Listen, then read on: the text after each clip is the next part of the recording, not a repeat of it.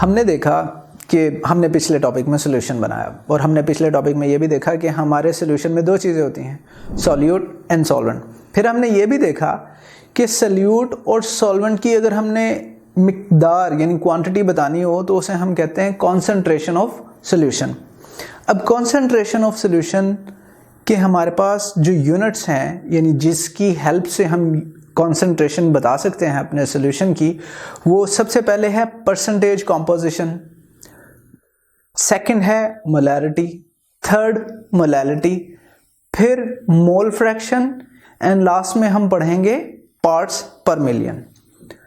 अब इसमें जो सबसे पहला हमारे पास यूनिट है परसेंटेज कॉम्पोजिशन, हम उसे देखते हैं कि इससे हमारी क्या मुराद है। तो इससे हमारा मतलब ये है कि how much percent of solute in how much percent of solvent. हमारे पास दो ही चीज़ें होती है सॉल्यूशन में, सॉल्यूट एंड सॉल्वेंट, और हम इन दोनों की परसेंटेज बताना चाहते हैं। तो हमारे पास अगेन कुछ फर्दर डिवीजन आ जाती है, क्योंकि जो हमारे सॉल्यूट है ये सॉलिड भी हो सकता है और हमारा सॉल्यूट लिक्विड भी हो सकता है। इसी तरह जो हमारा सॉल्वेंट है उसके बारे में भी हम देखते हैं कि हम या उसका मास ले सकते हैं यानी वेट ले सकते हैं या उसका वॉल्यूम ले सकते हैं। तो सबसे पहले जो हमारे पास पॉसिबिलिटी बनती है वो ये बनती है कि हम सॉल्यूट और सॉल्वेंट दोनों का वेट ले लेते हैं। दूसरी पॉसिबिलिटी क्या बनती है कि हम सॉल्यूट का वेट लें और सॉल्वेंट का वॉल्यूम लें। थर्ड पॉसिबिलिटी बनती है कि हम सॉल्यूट का वॉल्यूम लें और सॉल्वेंट का वेट लें, और लास्ट पॉसिबिलिटी ऑब्वियसली बनेगी कि हम दोनों के ही सिर्फ वॉल्यूम्स ले लें। तो अब हम देखते हैं पहला केस जिसमें हमने कहा था हमारा सॉल्यूट एंड सॉल्वेंट दोनों का हम वेट लेंगे। अब याद रखिए पूरे चैप्टर में हम स्लैश का यूज़ करेंगे, तो जो पहली चीज़ होगी वो बिलोंग करेगी सॉल्यूट को और स्लैश के बाद जो चीज़ होगी वो बिलोंग करेगी सॉल्वेंट को। जैसे हम इस केस में पढ़ रहे हैं वेट स्लैश वेट, इसका मतलब सॉल्यूट भी वेट लेंगे, हम सॉल्यूट का भी वेट लेंगे एंड सॉल्वेंट का भी वेट लेंगे। तो अब हम एक सोल्यूशन ले लेते हैं जिसके अंदर हम सोल्यूशन का हमारा वेट है 100 ग्राम।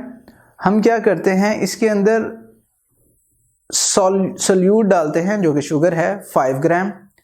तो ऑब्वियसली अगर हमारे सोल्यूशन का वेट 100 ग्राम है और हमें मालूम है कि इस 100 ग्राम में से 5 ग्राम्स जो है वो शुगर है, तो जो बाकी बचेगा वो हमारा सॉल्वेंट होगा 95 ग्राम।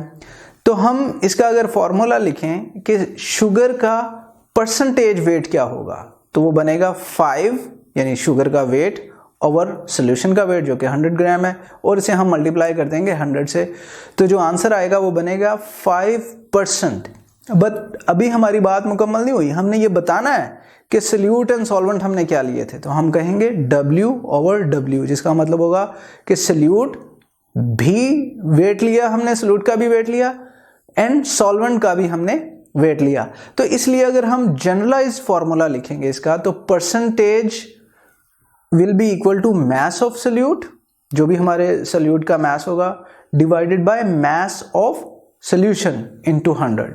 तो ये हमें एक जनरल फार्मूला मिल जाएगा जिसकी हेल्प से हम परसेंटेज कैलकुलेट कर सकते हैं।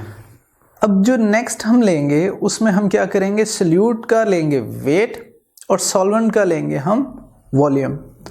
वो कैसे देखते हैं। अब फॉर एग्जांपल हमें कहा जाए कि 10 ग्राम सॉल्यूशन बनाना है हमने, तो 10 ग्राम लेते हैं ग्लूकोज का और उसे सफिशेंट वाटर में मिक्स कर देते हैं। सफिशेंट का मतलब कि थोड़ी ख़ास मिकदार में उसको मिक्स कर देते हैं। अब मिक्स करने के बाद हमने नज़र रखनी है अपनी कि टोटल जो हमारा सॉल्यूशन का वॉल्यूम हो वो 100 cm³ हो। तो अगर कम है और वो हमारी सारी ग्लूकोज डिज़ोल्व हो गई, मिक्स हो गई, तो हम मज़ीद वाटर डालेंगे। कब तक डालेंगे, जब तक हमारे सॉल्यूशन का जो टोटल वॉल्यूम है वो 100 cm³ ना हो जाए। जब वो 100 cm³ हो जाएगा तो हम रोक देंगे। तो हम कह सकते हैं कि इसमें सॉल्यूट कितना था, ऑब्वियसली 10 ग्राम था। आपने देखा कि हमने लिया ही 10 ग्राम था। सॉल्यूशन का वॉल्यूम कितना था, 100 cm³ था। अब अगर आपसे मैं ये पूछूं कि बताइए इस सॉल्यूशन में सॉल्वेंट कितना है, तो आप नहीं बता पाएंगे, क्योंकि हमने तो सॉल्वेंट को मेजर नहीं किया, हमने तो टोटल सोल्यूशन का वॉल्यूम मेजर किया जो कि 100 cm³ है।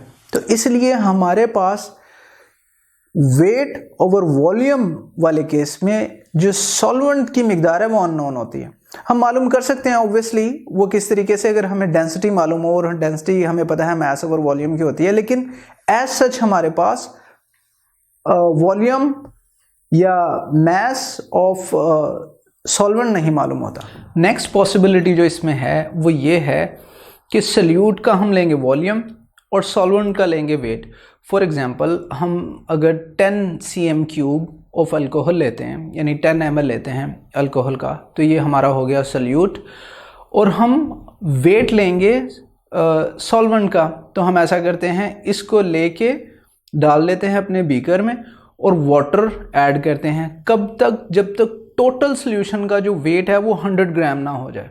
तो इस केस में आपने देखा, हमने जो सल्यूट था वो उसका वॉल्यूम लिया 10 cm³ और जो सोल्यूशन था उसका हमने वेट मेजर किया यानी कि 100 ग्राम।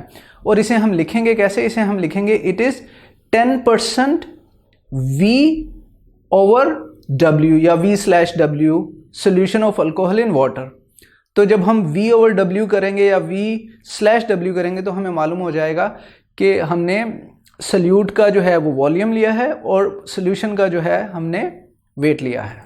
जो लास्ट हमारे पास इस केस में पॉसिबिलिटी बचती है वो क्या बनती है कि हम सल्यूट एंड सॉल्वेंट दोनों का वॉल्यूम लें। तो ये बड़ा इजी कैलकुलेशन होती है इसकी। तो सल्यूट हम लेते हैं 10 cm³ ऑफ अल्कोहल और सोल्यूशन हम टोटल वॉल्यूम सोल्यूशन का करेंगे 100 cm³। तो इसे हम कहेंगे it is 12% volume over volume alcohol solution in water.